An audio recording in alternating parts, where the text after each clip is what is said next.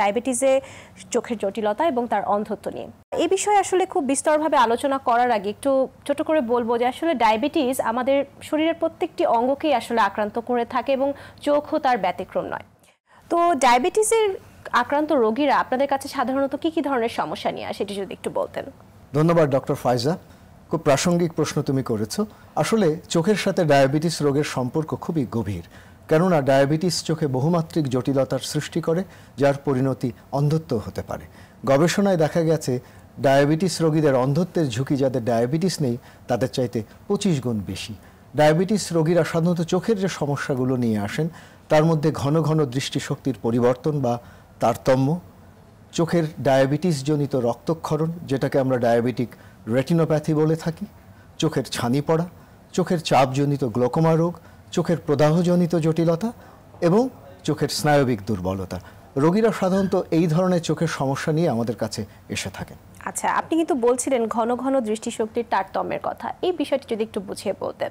দেখো, রক্তে চিনির মাত্রার ওঠানামার সাথে দৃষ্টিশক্তির তারতম্যের একটা সম্পর্ক রয়েছে।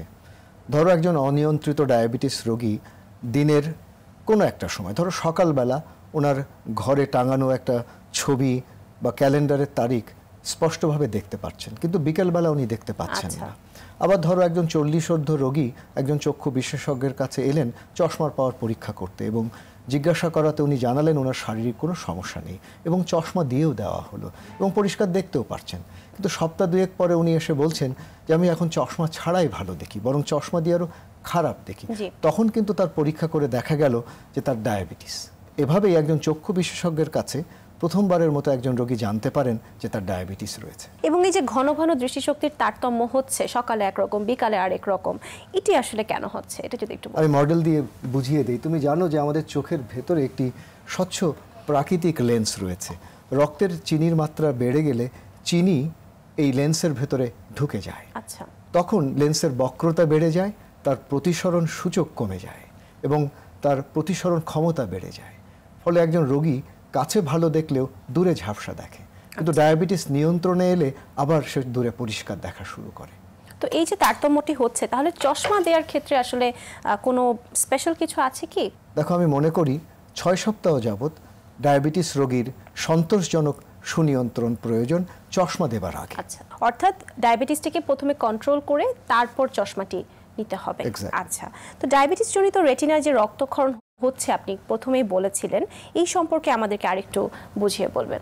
চলো ছবি দিয়েই বুঝিয়ে দিই। আমাদের চোখের সবচেয়ে পেছনে যে সংবেদনশীল যে আবরণটি রয়েছে তার নাম হলো রেটিনা, এবং রেটিনার যে কেন্দ্র রয়েছে একটু ডার্ক, দেখো এটাকে বলে ম্যাকুলা, এবং তার পাশে রয়েছে ডিমের কুসুমের মতো অপটিক স্নায়ু। এর পরের ছবিতে আমরা দেখব যে ডায়াবেটিস এই সূক্ষ্ম সূক্ষ্ম রক্তনালিকা সমূহকে আক্রান্ত করে। যেমন ধরো ডান দিকের স্বাভাবিক চোখে স্বাভাবিক রক্তনালিকা সমূহ, কিন্তু বাম দিকে দেখো যে ডায়াবেটিসের ফলে রক্তনালিকা সমূহ আক্রান্ত হয়েছে।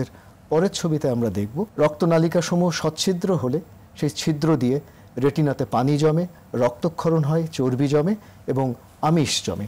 এই অবস্থাকে আমরা নন প্রলিফারেটিভ ডায়াবেটিক রেটিনোপ্যাথি বলে থাকি, এবং রেটিনার কেন্দ্রে পানি জমলে সেটাকে আমরা বলি ডায়াবেটিক ম্যাকুলোপ্যাথি বলে থাকি। এর আবার 3টি ধাপ রয়েছে, একটি হচ্ছে মৃদু, মাঝারি এবং সর্বশেষটি হচ্ছে অতিমাত্রায়। এর পরের ছবিতে আমরা দেখব এর পরের ধাপটি হচ্ছে প্রলিফারেটিভ ডায়াবেটিক রেটিনোপ্যাথি। এখানে রেটিনাতে অক্সিজেনের অভাব হয়, ফলে সেখানে সূক্ষ্ম সূক্ষ্ম ভঙ্গুর, অস্বাভাবিক, দুর্বল রক্তনালিকা সমূহ তৈরি হয় এবং রক্তক্ষরণ হয় প্রচণ্ড। এর পরের ছবিতে আমরা দেখব যে রক্তক্ষরণ অতিমাত্রায় হলে সেটি ভিট্রিয়াস প্রকোষ্ঠে প্রবেশ করে। এই অবস্থাকে আমরা বলি ভিট্রিয়াস হেমোরেজ, এবং এরকম অবস্থাতে একজন রোগী বলেন যে আমি হঠাৎ করে কম দেখছি, আমি রাতে যখন ঘুমিয়েছিলাম পরিষ্কার দেখছিলাম, সকালবেলা ঘুম থেকে উঠে দেখি আর কিচ্ছু দেখতে পাচ্ছি না। এর পরের ছবিতে আমরা দেখব রেটিনাতে একটা মেমব্রেনের তৈরি হয় বা একটা সংঘবদ্ধ স্কার টিস্যু রেটিনাকে সামনের দিকে টানতে থাকে এবং রেটিনা ছিঁড়ে যায়। এই অবস্থাকে আমরা বলি রেটিনাল ডিটাচমেন্ট। আর এভাবে একজন মানুষ অন্ধত্বের কোলে ঢলে পড়ে।